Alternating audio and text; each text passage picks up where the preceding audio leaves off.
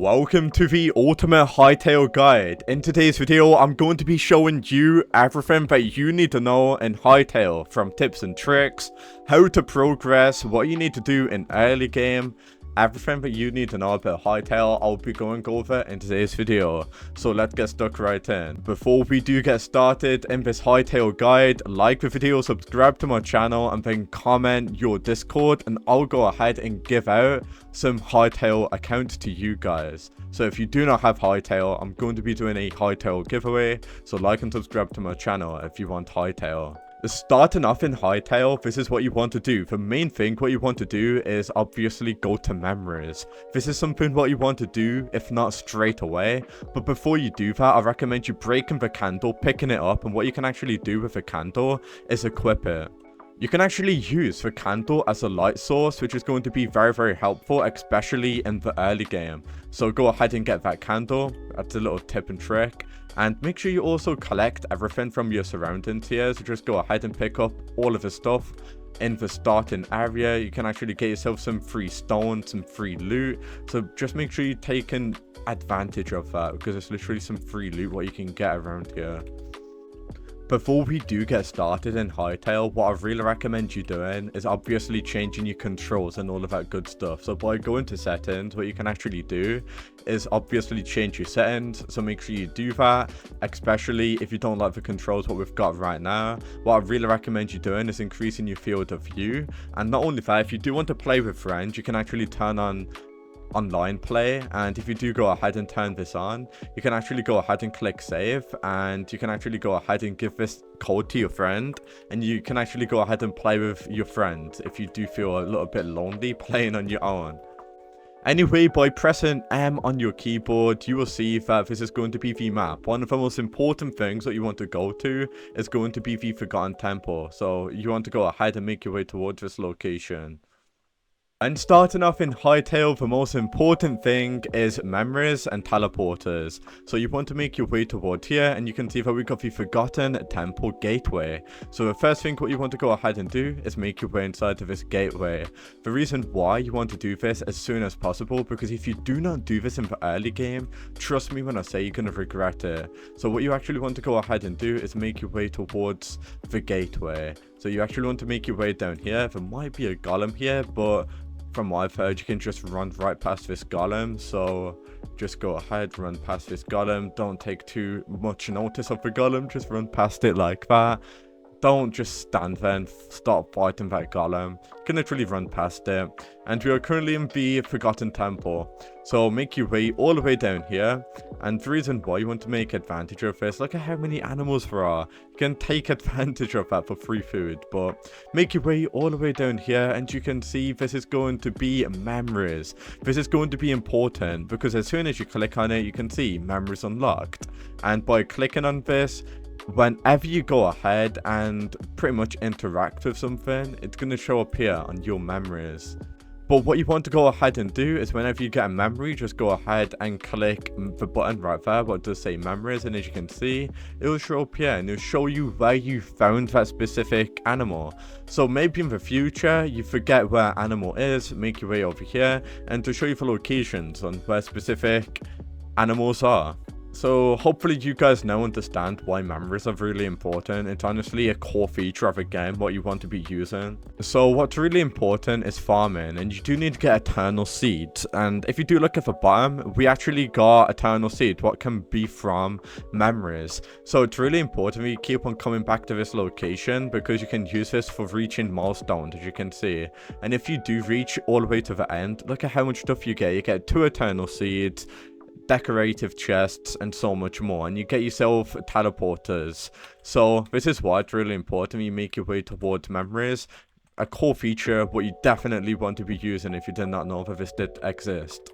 What's really annoying about Hytale is that around the map, look, the map's really big and it's really hard to pretty much get around the map, alright? So traveling around the map is very long, very tedious, and this is why we want to take advantage of teleporters. So first of all, when you are starting off in Hytale, keep on coming back, record memories, and sooner or later you're going to be getting yourself teleporters.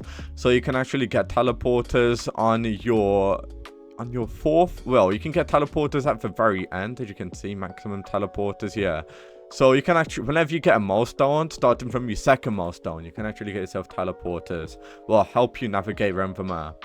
So you might think, is that how you get teleporters? No, because if you do go ahead and place down your workbench, what you will need to do is you do need to get yourself a better workbench. I'll show you what workbench you need to actually go ahead and get teleporters. So for workbench, what you need is going to be the Arcanist workbench, which is one of the best workbenches in the game. So anything what wearing clothes, you can actually go ahead and get yourself linen scraps and essence of the void, which is going to be from mobs what you find from the swamp, or just from mobs what have green eyes, and that will basically drop the essence of the void. And once you've actually got this, you can actually go ahead and craft a teleporter from this workbench. In order to craft a teleporter, you need Azure logs, Azure kelp, and you might be wondering, where do you even get those? So there's actually going to be a blue biome, and in this blue biome, you can actually go ahead and get kelp in the water, and the logs are going to be from the logs while on the trees in this zone. Enough in Hytale, there's so many different types of weapons for what you can actually get. A lot of you might be wondering, what weapons should I get? What are the best type of weapons what you can get in Hytale?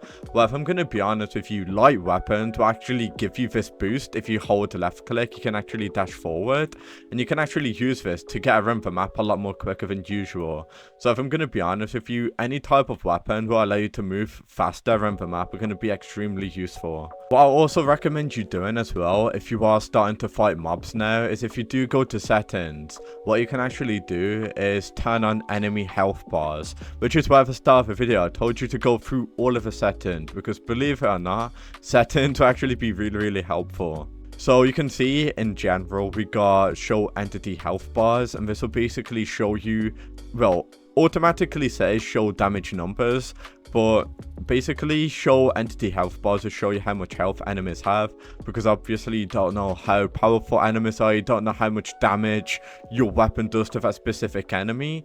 So if you want to obviously test out your weapons to see what weapon does the best amount of damage, I recommend you turning that on, and you can actually see the health bar will basically show here, and that will really help you out on knowing how much health certain entities do actually have. How you progress, of course. Anyway, moving on to all of the different types of workbenches for what you can get, starting with the Arcanist's workbench. This is where you can actually go ahead and get yourself teleporters, like I said, which are going to be very helpful. We also got the healing totems, slowing totems, crystal staffs what you can get. This is really quite hard to obtain, so I recommend you getting this around mid-game progress. Moving on to the builder's workbench. So this is going to be the worker's workbench. And the reason why this is really important is because you might want to obviously go ahead and make yourself a base. So the reason why this is really important is because when you got ingots, you can actually put them inside, and you can actually get yourself different types of stuff like iron bars, iron chains, stack of iron bars used for building, of course. Moving on to the farmer's workbench, this is definitely a workbench what you need to get as fast as you possibly can, because you need this for farming, of course. So capture crate is used for actually capturing some more animals. You can bring them to your home to obviously breed them. Shears obviously for wool from sheep, wooden buckets. It literally hover over it and it literally says what it does. Feedback is actually used for layering animals. Furnace, pretty sure you guys know how this does work, just like Minecraft, used to obviously burn ores to get coal. Chef stove, obviously used to get food. Food is really important because certain foods do give you certain buffs, which is going to be very helpful. So keep a look at all of the different types of food, because food actually give you stamina boosts, and you probably don't even know about that. So what's really important is when you loot like villages and stuff, you might actually got yourself like wooden pans where you don't need. The reason why the salvager's workbench is really good is because you can put it inside of here and you can obviously scrap it. So you can say that it's kind of like a recycler, and it's definitely something what you do need to get in your base, and it's called the salvager's workbench. So when you go around the map start and you get like a bunch of loot what you don't really need and you just need raw materials, you can use the salvager's workbench to actually turn that into other materials what you might need. Moving on to one of the most important things, the blacksmith's anvil. Use this to obviously go ahead and get yourself really good weapons. The mithril is going to be the best type of ore weapon where you can get in the game, just to let you guys know. So mithril, very overpowered. Recommend you going ahead and getting it. And yeah, but it's going to be the blacksmith anvil for getting better loot. Obviously, the most common thing is actually going to be the workbench, what you have to have. So something what's really important is the repair kit. You can actually use this to repair your pickaxes or certain materials. Once you do actually go ahead and craft one of these, you can actually go ahead and just right click it, and then you allow you to fix certain things.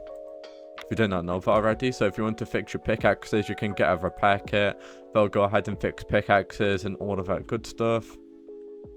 Obviously, what's really important is getting a bed, and there's going to be different types of beds, but the first bed that you can get is going to be the crude bedroll, and this allows you to actually set your respawn point just like Minecraft. So go ahead and place that down.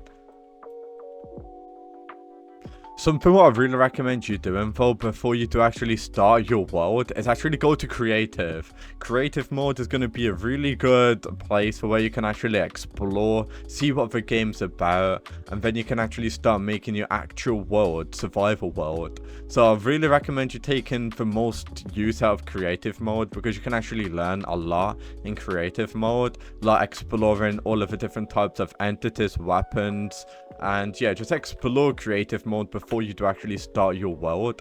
Have a look around the entire map, because there's so much to offer in Hytale. I really can't go over everything, but as long as you know all of the basics, what all of the workbenches do, teleporters, memories, you should then be able to go ahead and progress relatively quickly in Hytale. If there's anything what I missed out on, which I might have, because there's just so much stuff to go over, please let me know down in the comment. But something what I will go over is the tanning rack. So the tanning rack is also a very important piece of equipment what I did actually forget to go over. So make sure you go ahead and use this. This is actually used for obviously getting better armor and stuff. But at the end of the day, that is pretty much going to be the best guide in Hytale. If there's anything what I missed out on, let me know down in the comment. But what I really recommend you doing is obviously just going ahead and playing the game for yourself with friends. Like I said at the start of the video, invite some of your friends, start playing